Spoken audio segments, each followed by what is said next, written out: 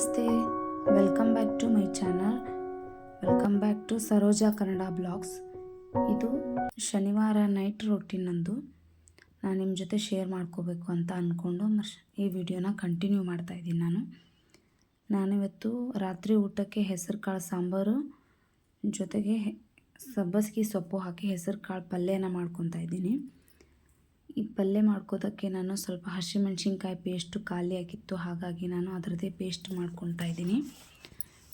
ಮೆಣಸಿನ್ಕಾಯಿನ ಹುರ್ಕೊಂಡು ಸ್ವಲ್ಪ ಉಪ್ಪು, ಜೀರಿಗೆ, ಬೆಳ್ಳುಳ್ಳಿನ, ಕೊತ್ತಂಬರಿನ ಹಾಕಿ ಸ್ವಲ್ಪ ತರಿಯಾಗಿ ರುಬ್ಕೊಂಡು ಈ ಥರ ಮುಂಚಿತವಾಗಿ ಇಟ್ಕೊಂಡಿರ್ತೀನಿ. ನಾನು ಖಾಲಿ ಆಗಿಬಿಟ್ಟಿತ್ತು, ಹಾಗಾಗಿ ಅದನ್ನು ಸಹ ಮಾಡ್ತಾಯಿದ್ದೆಯಲ್ಲ, ಅದನ್ನು ನಿಮ್ಮ ಜೊತೆ ಶೇರ್ ಮಾಡ್ಕೊತಾ ಇದ್ದೀನಿ. ಈ ಸಬ್ಬಸಿಗೆ ಸೊಪ್ಪು ನಮ್ಮ ಹೊಲದಲ್ಲೇ ಬೆಳೆದಿತ್ತು.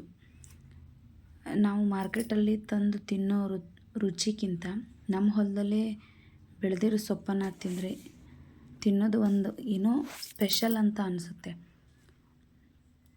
ಸೊಪ್ಪು ಹೆಂಗೂ ಇತ್ತಲ್ಲ, ಅದನ್ನೇ ಹಾಕಿ ಹೆಸರು ಕಾಳು ಪಲ್ಯ ಜೊತೆ ಅಂದರೆ ರೊಟ್ಟಿ ಜೊತೆ, ಚಪಾತಿ ಜೊತೆ ತುಂಬಾ ಚೆನ್ನಾಗಿ ಆಗುತ್ತೆ ಅಂತ ಹೇಳಿ ನಾನು ಇದನ್ನು ಮಾಡ್ತಾಯಿದ್ದೀನಿ. ಈ ಥರ ಪಲ್ಯ ಮಾಡಿದ್ರೆ ನಮ್ಮ ಮನೆಯಲ್ಲಿ ಎಲ್ಲರಿಗೂ ತುಂಬಾ ಇಷ್ಟ ಆಗುತ್ತೆ. ನನಗೂ ಸಹ ಒಂದು ರೀತಿಯಿಂದ ನನ್ನ ಫೇವ್ರೆಟ್ ಪಲ್ಯ ಅಂತ ಹೇಳ್ಬೋದು ಇದನ್ನು. ಜೋಳದ ರೊಟ್ಟಿ, ಸಬ್ಬಸಿಗೆ ಪಲ್ಯ, ಹೆಸರು ಕಾಳು ಸಾಂಬಾರು, ಸೂಪರಾದ ಕಾಂಬಿನೇಷನ್. ನೀವು ನೋಡ್ತಿರ್ಬೋದು, ನಾನು 2-3 ಸಾರಿ ಇದನ್ನು ಚೆನ್ನಾಗಿ ತೊಳ್ಕೊಂಡಾದಮೇಲೆ ಸ್ವಲ್ಪ ಎಣ್ಣೆ ಹಾಕ್ಕೊಂಡು ಈರುಳ್ಳಿ ಒಗ್ಗರಣೆ ಕೊಟ್ಟು ತೊಳೆದಿಟ್ಕೊಂಡಿರುವಂಥ ಸೊಪ್ಪನ್ನು, ಆಮೇಲೆ ನಾನು ಆವಾಗಲೇ ಬೇಯಿಸಿಟ್ಕೊಂಡಿರುವಂಥ ಹೆಸರು ಕಾಳನ್ನು ಹಾಕ್ಕೊಂಡು ಚೆನ್ನಾಗಿ ಫ್ರೈ ಮಾಡ್ಕೊತೀನಿ. ಒಂದು 5 ನಿಮಿಷ ಲೋ ಫ್ಲೇಮಲ್ಲಿಟ್ಟು ಬೇಯಿಸ್ಕೋಬೇಕು. ಆ ಸೊಪ್ಪೆಲ್ಲ ಚೆನ್ನಾಗಿ ಕುದಿಬೇಕಲ್ವ, ಹಾಗಾಗಿ ನನಗೆ ವಿಡಿಯೋ ಮಾಡೋದಕ್ಕೆ ಇಷ್ಟು ದಿನ ಯಾಕಾಗಿಲ್ಲ ಅಂತಂದರೆ, ಮನೆ ಕಟ್ಟಿಸ್ತಾ ಇದ್ದೀವಲ್ಲ, ತುಂಬಾ ಕೆಲಸ ಇತ್ತು, ಹಾಗಾಗಿ ನನಗೆ ವಿಡಿಯೋ ಶೂಟ್ ಮಾಡೋಕ್ಕಾಗಲಿಲ್ಲ. ಅದು ಮಗ ಇಂದು ತುಂಬ ಸಣ್ಣವನಿದ್ದಾನೆ, ಅದು ಅಲ್ಲದೆ ಅವನ್ನ ನೋಡ್ಕೊಳ್ಳೋಕ್ಕೆ, ಇದನ್ನು ಮಾಡೋದಕ್ಕೆ ಸ್ವಲ್ಪ ಟೈಮ್ ಸಾಕಾಗಲಿಲ್ಲ ನನಗೆ. ಹಾಗಾಗಿ ಇಷ್ಟು ದಿನ ನಾನು ಹೋಲ್ಡ್ ಮಾಡಿದ್ದೆ. ಇನ್ಮೇಲೆ ಕಂಟಿನ್ಯೂ ಮಾಡಬೇಕಂತ ಅಂದ್ಕೊಂಡಿದ್ದೀನಿ. ಪ್ಲೀಸ್ ನನಗೆಲ್ಲರೂ ಸಪೋರ್ಟ್ ಮಾಡಿ ಇದೇ ರೀತಿ. ಪ್ಲೀಸ್ ನನ್ನ ಚಾನಲನ್ನು ಇನ್ನೂ ಯಾರೆಲ್ಲ ಸಬ್ಸ್ಕ್ರೈಬ್ ಮಾಡ್ಕೊಂಡಿಲ್ಲ, ಪ್ಲೀಸ್ ಸಬ್ಸ್ಕ್ರೈಬ್ ಮಾಡಿಕೊಡಿ, ಲೈಕ್ ಮಾಡಿ, ಶೇರ್ ಮಾಡಿ, ಕಮೆಂಟ್ ಮಾಡಿ. ನೀವು ಈ ಥರ ಒಮ್ಮೆ ಪಲ್ಯ ಮಾಡಿ ನೋಡಿ, ತುಂಬಾ ಟೇಸ್ಟಿಯಾಗಿರುತ್ತೆ. ನನಗಂತೂ ತುಂಬಾ ಇಷ್ಟ ಇದು. ಸ್ವಲ್ಪ ರುಚಿಗೆ ತಕ್ಕಷ್ಟು ಉಪ್ಪು ಹಾಕಿ ಒಂದು 5-6 ನಿಮಿಷ ಚೆನ್ನಾಗಿ ಬೇಯಿಸ್ಕೋಬೇಕು. ನನ್ನ ಮಗನೂ ಎದ್ದು ಬಂದ ನೋಡಿಲ್ಲೇ. ಅವನು ಕಿಚನಿಗೆ ಬಂದರೆ ಇದೇ ಕೆಲಸ ಅವನದು. ಪಾತ್ರೆ ಎಲ್ಲ ತೆಗೆದಿಡೋದು, ಮೇಲೆ ಇಡೋದು. ನಾನೆಲ್ಲ ಜೋಡಿಸಿ ಇಡ್ತೀನಿ, ಅವನ್ನೆಲ್ಲ ತೆಗ್ದು ಹೊರಗಿಡೋದು. ಇದೇ ಅವನ ಆಟ. ಅವನ ಜೊತೆ ಸ್ವಲ್ಪ ಆಟ ಆಡಿ ಆದಮೇಲೆ ನಾನು ಅಷ್ಟರೊಳಗೆ ಪಲ್ಯ ಎಲ್ಲ ಚೆನ್ನಾಗಿ ಕುದಿ ಬಂದಿತ್ತು. ಮೇಲೊಂದುಗಡೆ ಮುಚ್ಚಿ ನಾನು ಇನ್ನು ಅರ್ಧದಷ್ಟು ಹೆಸರು ಕಾಳನ್ನ ತೊಗೊಂಡಿದ್ನಲ್ಲ ಸಾಂಬಾರು ಮಾಡೋದಕ್ಕೆ, ಅದನ್ನು ಒಂದು ಪಾತ್ರೆಯಲ್ಲಿ ಈ ಥರ ಬೇಯಿಸ್ಕೊಳೋದಕ್ಕೆ ಇಟ್ಟೆ. ಒಂದು 2 ಟೊಮ್ಯಾಟೊನ ಚಿಕ್ಕದಾಗಿ ಕಟ್ ಮಾಡಿಕೊಂಡು, ಸ್ವಲ್ಪ ಹಸಿಮೆಣ್ಸಿನ್ಕಾಯಿ ಪೇಸ್ಟು, ಸ್ವಲ್ಪ ಅರಿಶಿನ, ಒಂದು 10 ನಿಮಿಷ ಕುದಿಸ್ಕೊಂಡ್ರೆ ಸಾಕು. ಹೆಸರು ಕಾಳು, ಖಾರದ ಪುಡಿ, ಅರಿಶಿನದ ಪುಡಿ ಎಲ್ಲ ಆಗಿ ಚೆನ್ನಾಗಿ ಮಿಕ್ಸ್ ಆಗಿರುತ್ತೆ.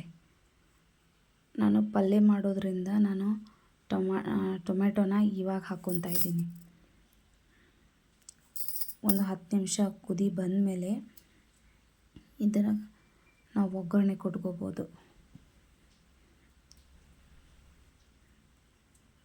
ನಾನು ಕೆಲವೊಂದು ನೋಡಿ ಈ ಥರ ಕುದಿ ಬಂದಿದೆ. ನೀವು ಬೇಕು ಅಂದರೆ ಇದಕ್ಕೆ ಬೆಳ್ಳುಳ್ಳಿದ ಒಗ್ಗರಣೆ ಆದರೂ ಕೊಟ್ಕೋಬೋದು, ಇಲ್ಲ ಈರುಳ್ಳಿ ಹಾಕಿ ಸಹ ಒಗ್ಗರಣೆ ಕೊಟ್ಕೋಬೋದು. ನಾನು ಒಂದು ಸಾಂಬಾರು ಅಂದರೆ ಸ್ವಲ್ಪ ಗಟ್ಟಿಯಾಗಿ ಇರೋದಕ್ಕಿಂತ ಸ್ವಲ್ಪ ತೆಳುವಾಗಿ ಮಾಡಿದರೆ ಅನ್ನದ ಜೊತೆ ಹೊಂದ್ಕೊಳುತ್ತೆ. ಅದಕ್ಕೆ ಒಂದು 2 ಗ್ಲಾಸಷ್ಟು ನಾನು ನೀರು ಸಹ ಹಾಕ್ಕೊಂಡಿದ್ದೆ. ಇಲ್ಲೇ ಒಗ್ಗರಣೆಗೆ ಸ್ವಲ್ಪ ಸಾಸಿವೆ, ಜೀರಿಗೆ, ಕರಿಬೇವು, ಬೆಳ್ಳುಳ್ಳಿನ ಹಾಕಿ ಒಗ್ಗರಣೆ ಕೊಟ್ಕೊತಾ ಇದ್ದೀನಿ. ನೀವು ನೋಡ್ತಿರ್ಬೋದು ಇಲ್ಲಿ. ನಾನು ಮೊದಲಿಗೆ ಉಪ್ಪು ಅದೆಲ್ಲ ಹಾಕ್ಕೊಂಡು ಮಿಕ್ಸ್ ಮಾಡಿ ಇಟ್ಕೊಂಡಿದ್ದೀನಿ. ಒಗ್ಗರಣೆ ಕೊಟ್ಟಾದಮೇಲೆ ನೀವು ಒಂದು ಕುದಿಸ್ಕೋಬೋದು ಅಥವಾ ನಡೆಯುತ್ತೆ. ಇಲ್ಲ ಅಂದರೆ ನಾನು ಒಂದು 5 ನಿಮಿಷ ಕುದಿಸ್ಕೊತಾ ಇದ್ದೀನಿ. ಅಂದರೆ ಸಾಂಬಾರು ನಾವು ಕೊಟ್ಟಿರೋ ಒಗ್ಗರಣೆ ಅದೆಲ್ಲ ಹೊಂದ್ಕೊಳುತ್ತೆ. ಹಾಗಾದರೆ ತುಂಬ ಚೆನ್ನಾಗಾಗಿತ್ತು ಫ್ರೆಂಡ್ಸ್, ನೀವು ಒಂದ್ಸರಿ ಟ್ರೈ ಮಾಡಿ.